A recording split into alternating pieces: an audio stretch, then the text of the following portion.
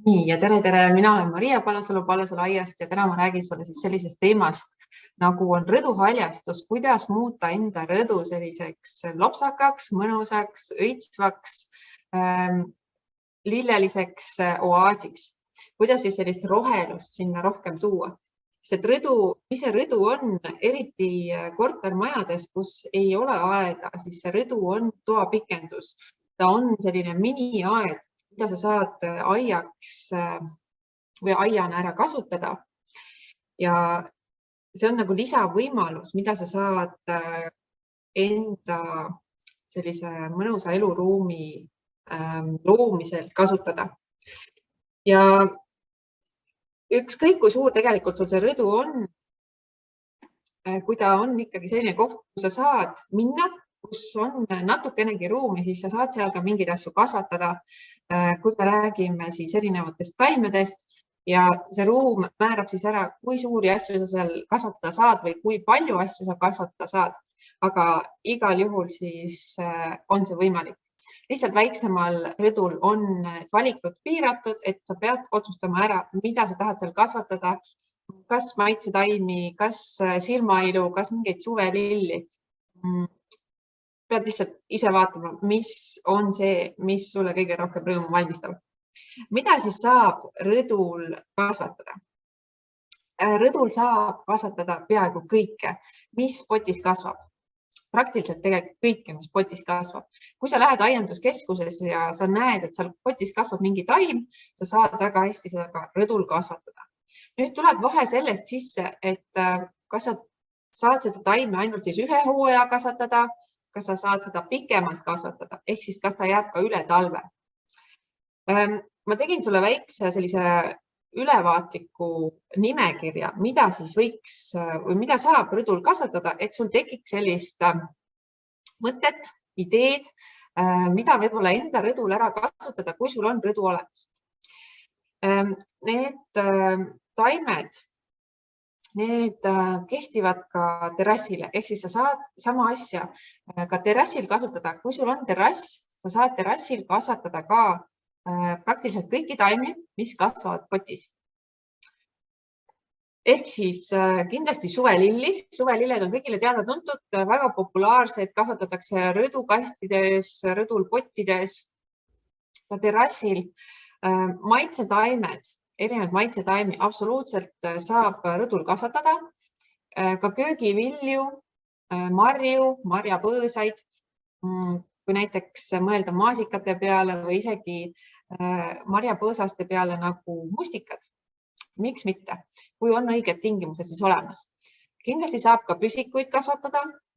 Püsikutega on see, et viimasel ajal inimesed tahavad kasvatada just püsikuid selle mõttega, et nad jääksid üle talve.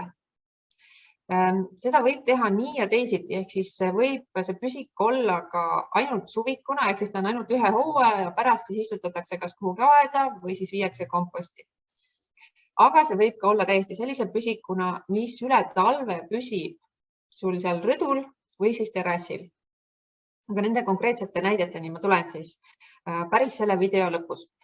Siis sibulilli ja sibulilli samuti võib kasvatada nii, et sa panedki nad sügisel potti ja nad kevadel hakkavad sul potis kasvama või sa siis ostad kevadel kuskil aiandis ajatatud sibulilled, tulbid, nartsissid, krookused, võib-olla kobarhüatsindid isegi ja tood lihtsalt need õitsema minevad sibulilled endale terrassile ja lood sellega siis efekt. Kindlasti kõrrelisi annab terrassidel ja rõdudel kasutada. Ilupõõsaid ja isegi ka roose võid rõdul igal juhul kasvatada. Nüüd vahe tulebki sellest sisse, kas sa tahad neid pikemalt seal kasvatada või tahad ainult ühe hooaja siis nendega seal oma rõdu või siis terrassi ilmestada. Marjapõõsaid ma juba mainisin, ka okaspuud. Okaspuid on tegelikult juba terrassidel ja rõdudel linnapildis täitsa näha, aga seal on veel rohkem võimalusi. Et ainult elupuud kasutada. Elupuud on nagunii igal pool juba päris palju maastikupildis näha, aga saab ju ka teisi okaspuid enda siis terrassi või rõdukujundusse kaasa tuua või sisse panna. Ilupuid, teisi ilupuid absoluutselt ka oleneb jälle, kui sul on väga väike rõdu, siis võib-olla ilupuu sulle väga hästi sinna ei sobi oma proportsioonide poolest ja sa tahad loomulikult seda rõdu ka ju kasutada, et sa saad sinna peale minna, et seda rohelust siis nautida. Ehk siis ilupuid ja ka ilupõõsaid tuleb vaadata, kui suur sul see rõdu on. Kui on natuke suurem rõdu, siis on ka võimalusi rohkem. Siis isegi viljapuid, samas õunapuid on võimalik rõdul kasvatada ja toalilli ja sukulente. Et kui sul on selline rõdu, mis on näiteks sellise klaasseinaga, kus ei ole suurt tuult või kus ei ole otsest päikest ja sul on sellised toataimed, mis saavad sellise poolvarjulise, mitte otsese päikesega hakkama, siis see on väga hea koht. Või vastupidi, kui sul on väga päikseline koht ja võib-olla selle rõduklaasi taga, siis näiteks sukulentidele seal väga hästi meeldib. Ma tõin sulle välja ka sellised rõdueelised. Miks on üldse rõdu hea kujundada? Esiteks on kindlasti see, et kui sa taimi potis kasvatad, sa saad iga kell enda selle rõdukujunduse ümber muuta. Ehk siis sa saad tõsta teda täpselt selliseks, nagu sa tahad. Ja kui ongi midagi koledaks läinud, ära õitsenud, siis sa saad need taimed lihtsalt välja vahetada. Sa võtadki selle poti ja istutad sinna midagi uut asemele. Et see ei ole nii, et nii nagu näiteks püsilille peenlased, kui midagi ära õitseb, siis sa pead ootama sügist, kuni sa saad selle ära korrastada. Rõdu peal sa saad teha väiksel ruumil, väiksel alal väga ägedaid asju. Aga sellega peab siis ka tegelema, et isegi kui sa istutad püsililled või okaspuud, mis püsivad üle talve, siis nendega tuleb ka tegeleda, et see ei ole siis niimoodi, et sa istutad ja ongi valmis ja kunagi enam midagi tegema ei pea. Nii päris ei ole. Mis on rõdul taimede kasvatamise puudused? Kindlasti kastmine ja väetamine on põhiasjad, et need nõuavad alati rohkem tähelepanu, et saada siis väga uhkeid taimi enda rõdule. Ja see kindlasti ka, et kõiki taimi sa ei saa aastaringselt rõdul kasvatada, aga see on ühtlasi ka eelis, sellepärast, et sa saadki mitmekesisemalt oma rõdu siis kujundada, tuua sisse võib-olla selliseid õitsvaid taimi. Tegelikult see on ühtlasi ka siis tugevuseks. Ja nagu ma enne ütlesin, et see pottides taimede kasvatamine nõuab ka lisatööd, isegi kui need taimed on sul siis püsikud, ehk siis kui nad püsivad sul üle talve, siis kevadel tihtipeale esimene töö, mida nendega teha tuleb, on siis kas jagada, kui me räägime näiteks kõrrelistest, mis on sellise kiirema kasvuga kõrrelised, näiteks teravõiene kastik, siis neid tuleks jagada, et nad järgmisel aastal ilusad oleksid. Neid tuleks võib-olla ka ümber istutada, kui me räägime mõnest ilupõõsast, okaspuust või siis jällegi mõnest püsikust, et suuremasse potti värske mullaga nii-öelda, et neil oleks piisavalt toitaineid, et neil oleks jällegi see stardipakett olemas uueks aastaks. Ja puude põõsaste puhul ka vastav lõikus. Ehk siis, kui sul on mingid põõsad, mis kasvavad väga suureks või mis vajavad üldse kevadist lõikust, või sul on valitud mingid ilupuud, mis on suurema võraga, aga mida sa tahaksid terrassil või rõdul siis kasvatada, siis need vajavad ka tihtipeale sellist spetsiaalset lõikust.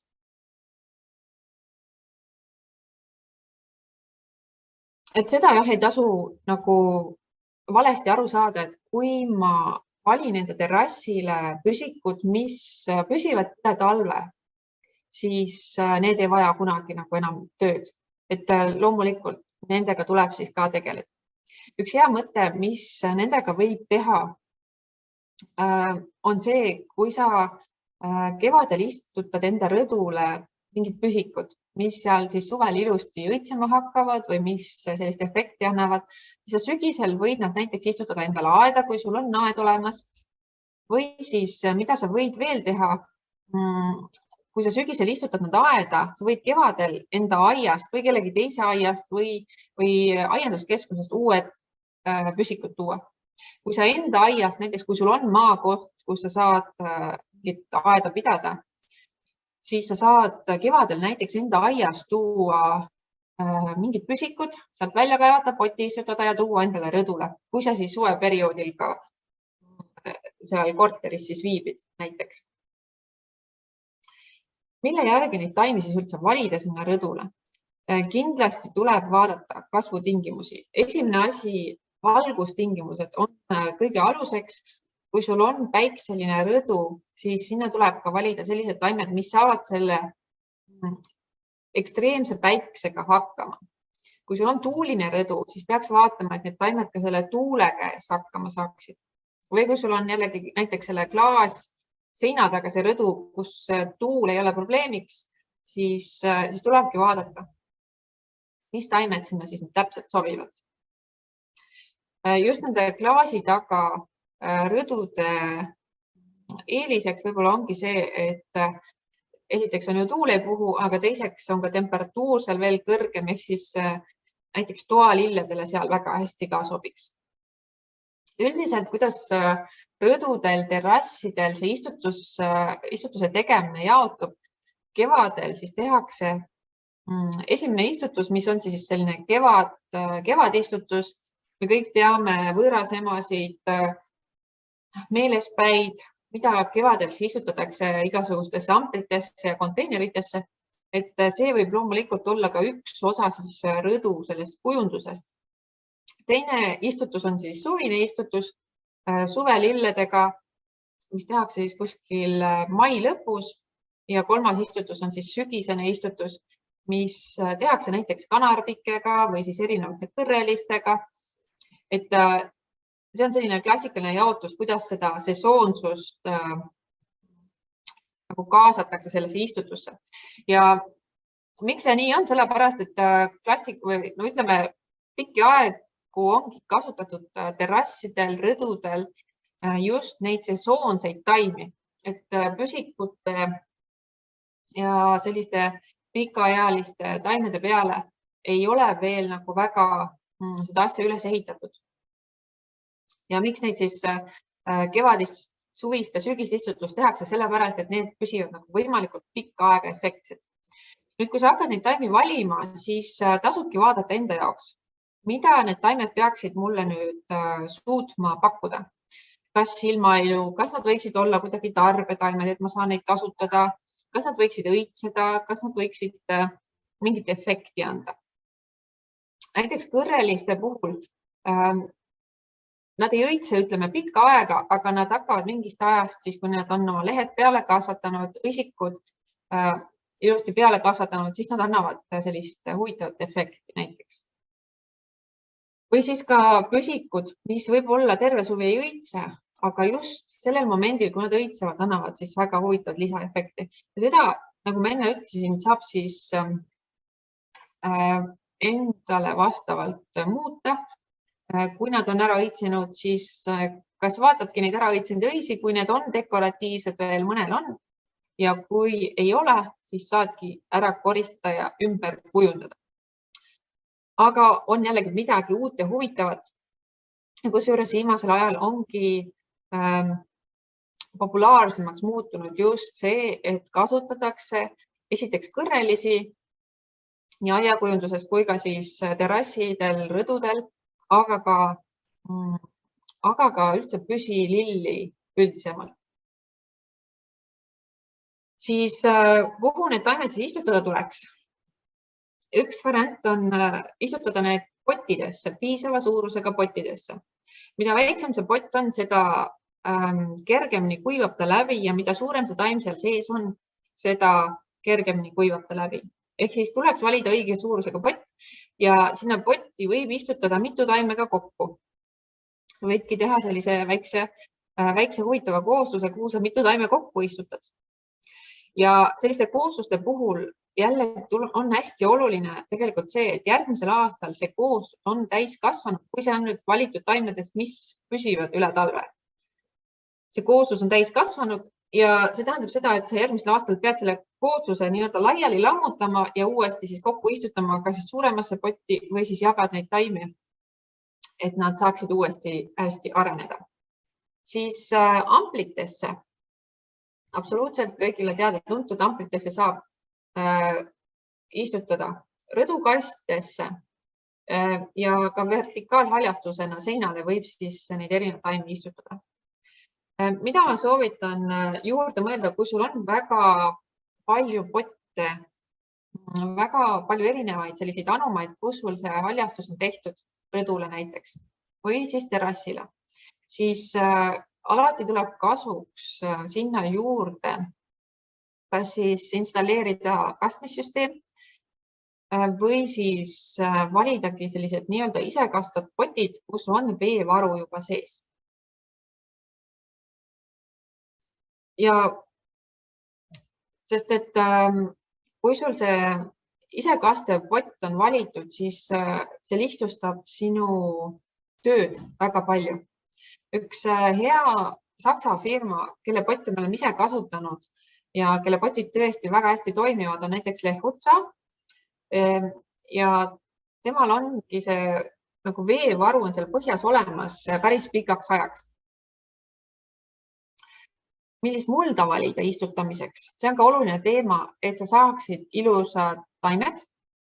Hea tulemuse näiteks suvelillede puhul annab see, kui sa kasutad mullasegus või siis poti põhjas, et paned peale nagu selle istutusmulla ja põhja paned lisakihi head komposti. See aitab siis sellist toitainete stabiilsust säilitada, et sa ei pea kogu aeg selle väetise kannuga seal ringi käima, vaid sul on kogu aeg selline stabiilsus olemas. Ja muidugi võib ka siis näiteks sellist vett siduvaid aineid kasutada, hüdrogeeli ja selliseid, et need aitavad ka siis sellist veesisaldust mullas paremini hoida. Suvelillede puhul see substraadi pH võiks siis jääda kuskil 5,5 kuni 6,5, et kui ta läheb sealt nihkesse, siis seal taimed sees hästi ei taha kasvada. Ja kui me räägime teistest taimedest, siis alati tuleb vaadata, mis taimega tegu on. Lähtuvalt taimest siis panna see seguga kokku.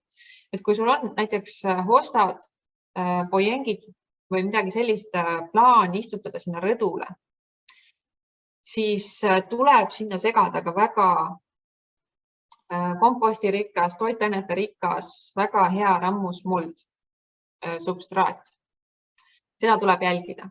Samas, kui sa tahad kasvatada näiteks mingit sellist kergema kasvukoha taime, siis ei ole vaja seda nii rammusat teha ja siis peaks pigem vaatama, et see oleks selline kergem muld, et läbilaskev muld.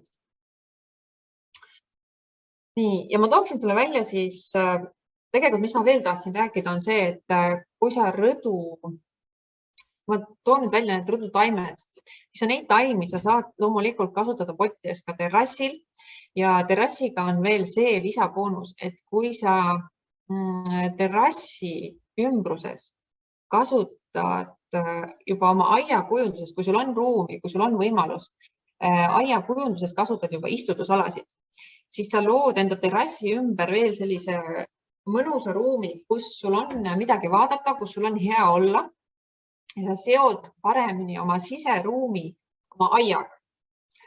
Ehk siis see haljastus, mis sul on näiteks terrassil, ta ei pea olemagi otseselt terrassi peal, vaid juba see on üks osa terrassi haljastusest, kui sa terrassi ümbritsed mingite istutusaladega. Selle väga suur eelis on muidugi see, et sa ei pea neid pidevalt kastma, kui sul on valitud õiged taimed ja sul on kogu aeg midagi ilusat. Et see on selline lisapunkt, mida tahaksin sinuga siin jagada. Siis Lähme taimede juurde, mis siis need taimed võiksid olla, mida rõdul kasvatada. Suvelilledest näiteks sinine tiiviklill on väga tugev, väga robustne, siis näiteks begoonia hübriidsed sordid, kõrged sordid sobivad väga hästi sellisele poolvarjulisele terrassile või siis rõdule. Ämbliklill näiteks sellisel päikselisel rõdul. Balsamiin lemmalts ka sellisel varjulisel rõdul. Ja kindlasti ka fuksiad sobivad väga hästi sellisele poolvarjulisele rõdule. Et alati tuleb vaadata, mis need rõdu valgustingimused siis on või siis terrassil. Ja püsikud, mida saad kasutada siis terrassil, mis on külmakindlad. Ma kordan siin veel kord üle, et kui sa tahad aianduskeskusest endale püsikuid rõdule osta, siis sa võid absoluutselt kõiki püsikuid sealt osta. Lihtsalt, kui sa tahad neid üle talve seal rõdul säilitada, siis külmakindlad on näiteks hostad või jengid, kõrged kukeharjad, kõrrelistest roogsinihelmikas näiteks või päideroog on hästi efektse sellise kirju lehestikuga. Põõsastest ebajasmiin näiteks külmakindel potis täiesti võimalik kasvatada, ka hariliku sireli sordid. Kui sa neid siis ei lase suureks kasvada, vaid kärbid neid õigeaegselt. Köögiviljadest, nende puhul tuleb siis teada seda, et neile tuleb teha väga kompostirikas segu ja need annavad siis sulle nii sellist silmailu kui ka tarbetaimena. Nad sobivad siis terrassile või siis rõdule väga hästi. Mis seal võiks olla? Näiteks lehtpeet, punane peet, väga uhked. Till, fenkol näiteks, artišokk, isegi porgandid. Kapsastest nii palju, et kapsaid ma väga ei soovita, sest et kapsastel tuleb kapsauss peale. Et see väga hästi ei lähe. Siis näiteks suvikõrvits väga uhke lehestikuga. Maitsetaimedest pune, piivatee, kui sul on päikseline rõdu, saad endale maitsetaimed kohe rõdult toidu peale haarata. Ja tegelikult neid taimi on veel, et me panime sulle kokku ka sellise nimekirja 100 taimest, mida siis rõdul kasvatada saab ja tõime välja täpselt, kas ta on siis päikese käes, kas ta on varjus, poolvarjus ja kas ta on Eestis üle talve külmakindel või mitte. Selle külmakindluse juures on üks asi veel, mida ma ei öelnud, on need potid. Et kindlasti vaata, kui sa tahad üle talve hoida mingeid taimi, siis need potid ise peaksid olema ka külmakindlad.